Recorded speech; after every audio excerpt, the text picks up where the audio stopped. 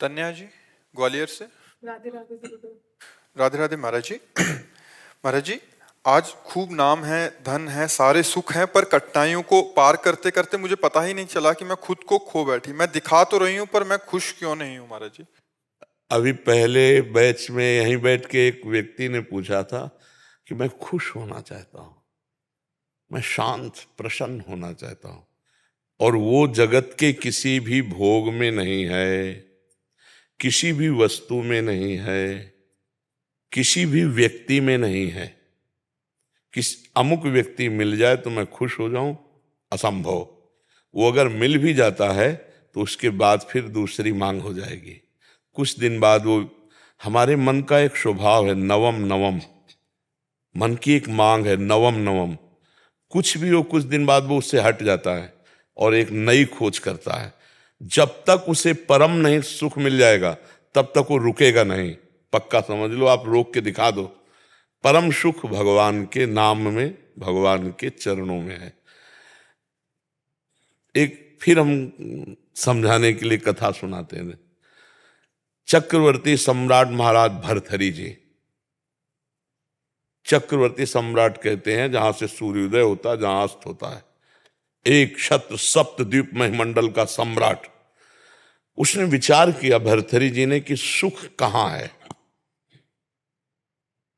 दिमाग, बहुत बड़े विद्वान महापुरुष थे, तो उन्होंने कहा खाने में भी सुख एक सीमा तक है। रुपया पैसा खजाना इसलिए प्रिय क्योंकि इससे भोग सामग्री मिलती है। पैसे की मात्रा क्या है? भोग सामग्री मिलती है। अगर पैसे से भोग सामग्री नहीं मिले तो हम कह रहे तुम्हारे को नाम जो है एक ट्रक 2000 रुपया आप कर दिया जाए, 2000 का नोट आपके किसी काम आएगा क्या? आपको कोई बेकार आग लगा दो। और 500 रुपया, क्योंकि उससे सामान मिलती है। रुपये का महत्व है वस्तु, वस्तु भोगने के काम में जो आती है, पहनना ओढ़ना है सब। इसके बाद एक आंतरिक सुख की मांग होती, काम। इसको बहुत समझ के देखना। केवल अंतिम सुई जाके रुकती काम में, शरीर भोग। स्पष्ट वर्णन है। सब सुख एक तरफ और मन की एक मांग होती शरीर भोग, वो भी नवम नवम, नवम नवम। भर्तहरि जी ने पूरे विश्व में ऐलान कर दिया मैं उसे पटरानी बनाऊंगा जो मुझे पसंद आ जाए।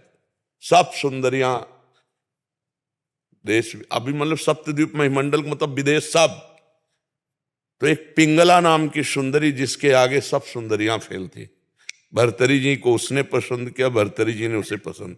अब वो तो कोई साधारण पुरुष तो थे नहीं, तो उन्होंने कहा कुछ वर्ष में राजकाज बिल्कुल नहीं करूंगा। विक्रमादित्य उनके भाई थे, बहुत बड़े प्रसिद्ध चक्रवर्ती सम्राट वही बने जाके आगे।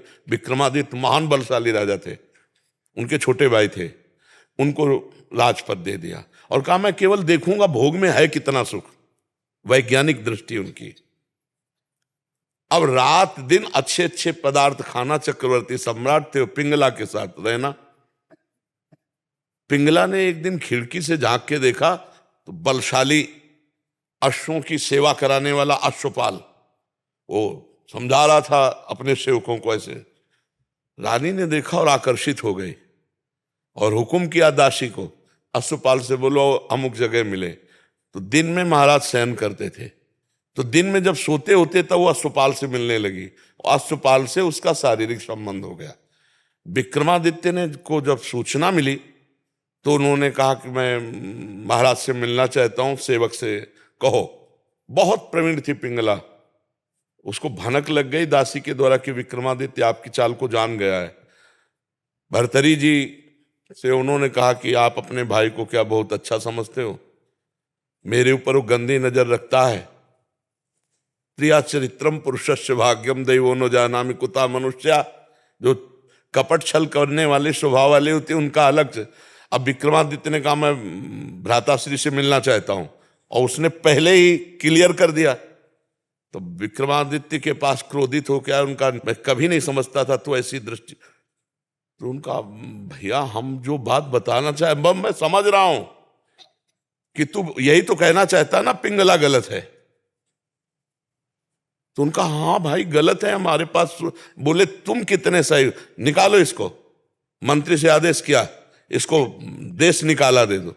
बेमतलब अब विक्रमादित्य ने मंत्रियों से कहा, भाई इस समय हमारे उसके शासन में है, जीवन इनका बहुत खतरे में है, संभालना राज्य, और मैं अमुक जगह जंगल में रहूंगा, जरा भी खतरा हो तो मुझे बता देना, पर भाई की आज्ञा का पालन करने के लिए। जो अश्वपाल था वो महाराज की नृत्यांगना थी दरबार में, उससे उसकी मित्रता थी। अब वहां एक नगर में ब्राह्मण गरीब था, उसने तपस्या की देवराज इंद्र को प्रसन्न करने के लिए। देवराज इंद्र प्रसन्न हुए और एक फल दे दिया, कहा इसको खाओगे तो अमर हो जाओगे, और अंतर ध्यान हो गए। उसने कहा मैं गरीब आदमी धन चाहता था, अमर होके क्या करूंगा। तब विचार आया कि धर्मात्मा चक्रवर्ती सम्राट महाराज भर्तरी को दें तो वो हमें धन दे देंगे। ऐसा ही किया, महाराज की जय जयकार हो। आज तक दरबार में नहीं आए थे, लेकिन ब्रह्म ऋषियों को जाने का आदेश था, वो गए, महाराज की जय जयकार हो, महाराज मैंने तपस्या के द्वारा अमर फल प्राप्त किया है, मुझे धन दिया जाए। तो उन्होंने खजाने में कह दिया जितना मांगे धन दे दो। वो अमर फल लिया और विचार किया मैं अमर होके क्या करूंगा, अगर पिंगला अमर रहेगी तो पिंगला को दिया खा लो। पिंगला ने तुरंत विचार किया मैं अमर होके क्या करूंगी, अगर अश्वपाल जीवित रहेगा तो अश्वपाल को दे दिया। अश्वपाल ने सोचा मैं अमर होके क्या करूंगा, जो हमारी नृत्यांगना महाराज की है वो अमर हो जाए तो जब तक जीवित रहूंगा। नृत्यांगना ने सोचा मैं अमर होके क्या करूंगी महाराज को। समझ रहे ना, देखो जब पोल खुली होती है तो मैं अब वो जो नृत्यांगना थी उसने मंत्री से प्रार्थना की कि महाराज से मैं मिलना चाहती हूँ, आदेश हुआ आ जाओ। तो उसने कहा महाराज ये अमर फल है, आप इसे पा लीजिए, आप जैसा धर्मात्मा राजा अमर होना। उनका ये सच्ची बता तुझे अमर फल कहां से मिला, क्योंकि तपस्या से ब्राह्मण ने प्राप्त किया, तू वैश्या तुझे कहां से प्राप्त। बोले महाराज ये प्राण क्षमा किए जाएं, हमारी दोस्ती है अश्वपाल से। अश्वपाल जो महल के नीचे ही, तो उनका जाओ किसी से कहना मत। अश्वपाल को बुलाया, बोला जानते हो हम तुम्हें क्या कर सकते हैं। तो कांप रहा था पहले से, बीच सभा में आरे से चिरवाएंगे अभी तुझे, और अगर तू सत्य बोल देगा तो तुझे क्षमा कर देंगे, बिल्कुल कोई दंड। बोले महाराज पिंगला जी ने दिया। क्यों, पिंगला से तुम्हारा क्या संपर्क। बोले विक्रमादित्य ठीक कह रहे थे, हमारा पिंगला से शारीरिक संबंध है। महाराज भर्तरी के होश उड़ गए, मुझ चक्रवर्ती सम्राट से वो खुश नहीं। पिंगला को बुलाया सभा में, आज सभा में उतर के गए, पूरी सभा लगी हुई थी। उनका देखो ब्राह्मण ने अमर फल दिया था, पिंगला ने खाया, मैं तलवार से इसे काटूंगा, ये मरेगी नहीं, जीवित हूं। अरे महाराज, तो उनका सत्य बोल दे तो तुझे छोड़ दूंगा, नहीं तो अभी सूली पे चढ़वा दूंगा। तो उनका महाराज ऐसी गलती हमसे हो गई कि हमने वो फल नहीं खाया, अश्वपाल को दे दी। तो मुकुट उतारा और कहा धिक्कार है संसार के सुख को कि मुझ सर्वांग सुंदर पुष्ट चक्रवर्ती सम्राट से ये तृप्त नहीं है, और महारानी से वो अश्वपाल तृप्त नहीं है, अश्वपाल वैश्या से प्यार, ये क्षुद्र काम किसे। और महान बैरागी हुए जिनके सूत्रों को बैरागी जन पढ़ते हैं, भर्तरी शतक है उनका। तो संसार में अगर कोई तृप्त होता है तो वो भगवान की भक्ति से होता है, नहीं तो भोगों से तो हो ही नहीं सकता है। आज तुम्हें प्यार कोई कर रहा है और तुमसे सुंदर मिल जाएगा, कल वो उससे प्यार करने लगेगा, परसों तीसरे से करने। आज तक किसी की तृप्ति हुई हो तो हमें बताओ, भोगों में कहीं तृप्ति नहीं हो सकती, कहीं सुख। बढ़िया, बहुत सुंदर बुद्धि आपकी है जो आपको अनुभव करा रही कि सब कुछ होते हुए भी एक ऐसा स्थान खाली है जहां लगता है वो नहीं है जो मैं चाह रही हूं। वो श्री कृष्ण है, वो प्रभु हैं। यदि उनसे चित्त जोड़ लोगे तो निहाल हो जाओगी। जैसे मीरा जी कहते हैं मेरे तो गिरधर गोपाल दूसरों में कोई, निहाल हो जाओगी। अभी थोड़ा बुद्धि पवित्र है जो आपको यह अनुभव करा रही कि वास्तविक मुझे जो चाहिए वो नहीं है, वो है परमात्मा, वो है प्रभु। हम कह रहे हैं यहां तक सोने से लाद दिए जाओ, केवल मान्यता ही तो है ना, मान्यता का सुख है ये। नहीं बताओ मीठा लगता है कि खट्टा लगता है, क्या सोने में है, केवल वो महंगा है और उसकी मान्यता है। इसलिए हमको लगता नहीं, 4 लाख योजन का सोने का पहाड़ है एक, जिसका नाम सुमेरु है। भगवान की माया में रत्न गर्भा पृथ्वी को कहा गया है। जैसे गेरू निकलती है ना, जैसे खड़िया निकलती, चूना निकलता है, ऐसे यहाँ सोने चांदी की धातुओं की यहाँ खजाना है पृथ्वी में। अब वो तो भगवान जब अवतरित हुए थे तो अपने आप सब भूमि से प्रकाशित हो गया। हम लोग इन सुखों से कभी तृप्त नहीं हो सकते, क्योंकि हम सच्चिदानंद के अंश है, हमारी मांग सच्चिदानंद है। नहीं, आप मान लो इतने बड़े बड़े धनी, लेकिन वो भी अशांत हैं। आप ये मत समझना, अशांत हैं, क्योंकि जब तक भगवान नहीं मिलेंगे तब तक हमें शांति नहीं मिलने वाली। कुछ भी भोग लो, कुछ भी कर लो, और देखो शांति कैसी और तृप्ति कैसी, जब केवट कठौता में भगवान के सामने जल ला के और उनके चरण पखार रहा है, तो भगवान सिया जी की मुंदरी दे रहे हैं, सिया जी की मुंदरी। लेकिन वो क्या कह रहा है, अब कछु नाथ न चाहिए मोरे, दीन दयाल अनुग्रह तोर। क्यों? अति आनंद उमगी अनुरागा, चरण सरोज पखारन ला। भगवान के चरण से जो आनंद मिला, केवट कहने लगा अब कछुनाथ न चाहे मोरे। भगवान के बिना मिले ये शब्द नहीं निकल सकता कि अब मैं सुखी हो गया, आज के बाद मुझे कुछ नहीं चाहिए, मैं जो चाहा वो मुझे मिल गया। जो चाहा मिला, चार चाहें और खड़ी हो गई, चार समस्याएं और खड़ी हो गई।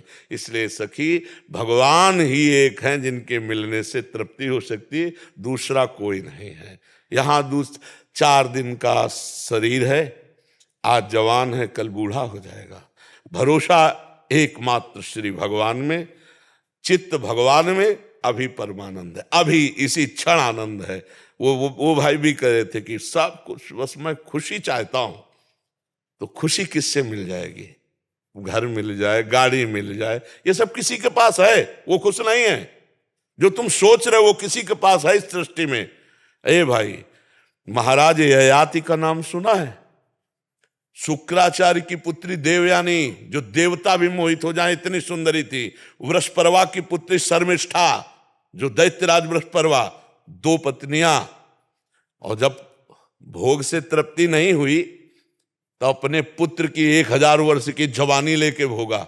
फिर इसके बाद घृणा आई कि धिक्कार, मुझे अपने पुत्र की जवानी भोग डाली, फिर भी कोई सुख नहीं, वही भोग वासना। तब उन्होंने लिखा, एक पुरुष को जो भगवान से विमुख है, सृष्टि के सारे सुख मिल जाएं तो भी वो तृप्त नहीं हो सकता। इसका मतलब है कि हम जैसे भी हैं, अगर भगवान से जुड़कर संतोष कर लें तो आज सुखी है, आज आनंद है। और अगर भगवान से न जुड़े तो आनंद की अनुभूति